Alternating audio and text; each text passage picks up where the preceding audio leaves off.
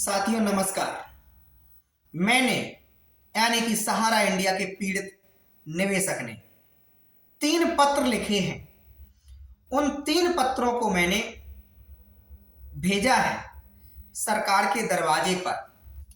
सरकार के दरवाजे पर भेजकर मैंने बड़ी गहराई से अध्ययन किया और इस निष्कर्ष पर पहुंचा कि सहारा के निवेशकों का सारा भुगतान 1 महीने में हो सकता है।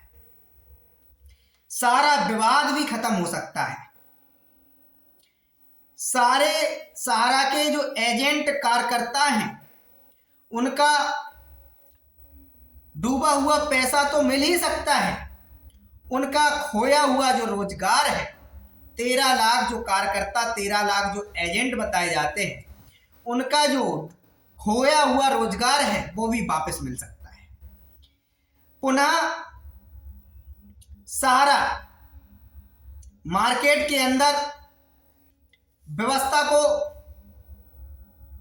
सुधार सकता है और सहारा का सारा जो मामला है, चाहे वो हजारों की संख्या में दर्ज एफआईआर हो, चाहे वो लगातार निवेशकों और एजेंटों की तरफ सुब्रत राय और शीर्ष प्रबंधन के खिलाफ की जा रही जो एफआईआर हो, या जो सहारा की शिकायतें जो लगातार शासन प्रशासन तक, जिला अधिकारियों तक, पुलिस अधीक्षकों तक,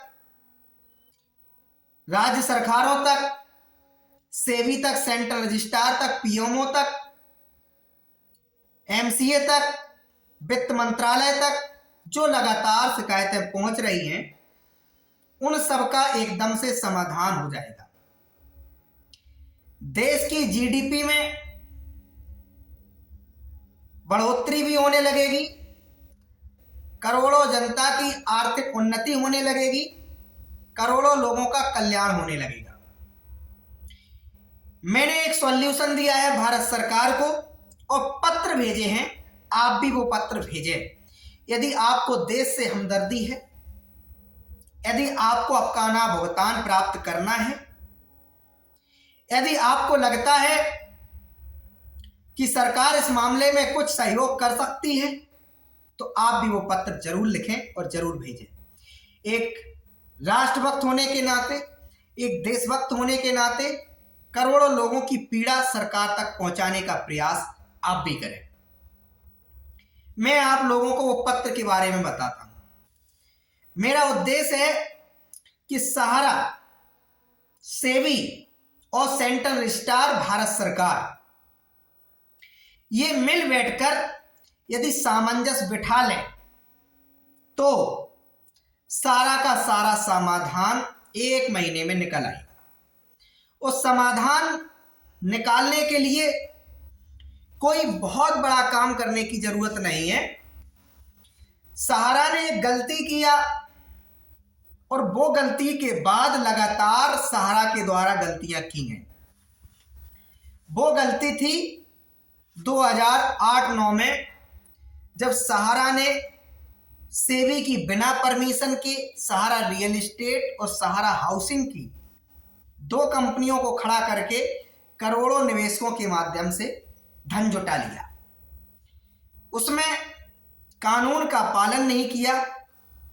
ये आज बात तय हो गई है, क्योंकि इलाहाबाद हाईकोर्ट से लेकर सेबी और सेबी का जो ट्रिब्यूनल बोर्ड है वहां, और इसके बाद माननीय सुप्रीम कोर्ट ने ये देखा और पाया कि सहारा को कहीं ना कहीं सेबी की परमिशन लेना चाहिए था और सहारा ने नियम विरुद्ध काम किया। उसी का परिणाम था कि माननीय सुप्रीम कोर्ट ने, सेबी ने, इलाहाबाद हाई कोर्ट ने, सेबी के ट्रिब्यूनल बोर्ड को ने सहारा को गलत पाया और निवेशकों का भुगतान वापस करने का आदेश दिया। यहां तक तो ठीक है, सारे निवेशकों को भुगतान भी मिल रहा था, लाखों लोगों को सहारा में रोजगार भी मिल रहा था।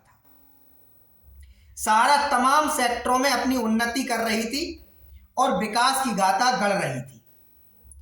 इस बीच सहारा को ध्यान रखना चाहिए था कि कानून का भी पालन होता चले।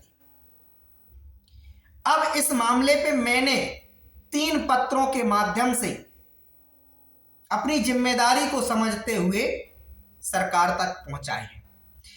एक पत्र सेबी को भेजा है, एक पत्र पीएमओ को भेजा है और एक पत्र मैंने सेंट्रल रजिस्ट्रार सहकारिता मंत्रालय को भेजा है। इन पत्रों में मैंने सरकार से, सेंट्रल रजिस्ट्रार से और सेबी से उम्मीद चाहिए है कि सहारा ने जो कानून का पालन नहीं किया उसकी भेंट निवेशक चढ़ रहा है। उस निवेशक को बचाने के लिए, करोड़ों नागरिकों के जीवन की सुरक्षा के लिए, उनका पैसा उन तक पहुंचाने के लिए एक काम किया जाए। सेबी, सहारा, सरकार, सेंट्रल रजिस्ट्रार साथ बैठे और निवेशकों की हित की चिंता करते हुए इस डिसीजन पे पहुंचे कि जो सहारा है, माननीय सुप्रीम कोर्ट के आदेश का अभी तक पालन नहीं किया, उसकी पालना करे। सहारा के सामने इस शर्त को रखा जाए कि माननीय सुप्रीम कोर्ट के आदेश की पालना करे। वहां 24,000 करोड़ रुपया जो जमा कराने का आदेश है, उसमें अभी 17,000 करोड़ रुपए जमा कराए गए हैं, ऐसी खबरें आती हैं। उसको पूरा करें, उसमें पूरा पैसा जमा करवाएं। दूसरी शर्त ये रहनी चाहिए कि सेबी के पास जो पैसा आएगा, सहारा सेबी जो एस्क्रो अकाउंट खुलाया गया है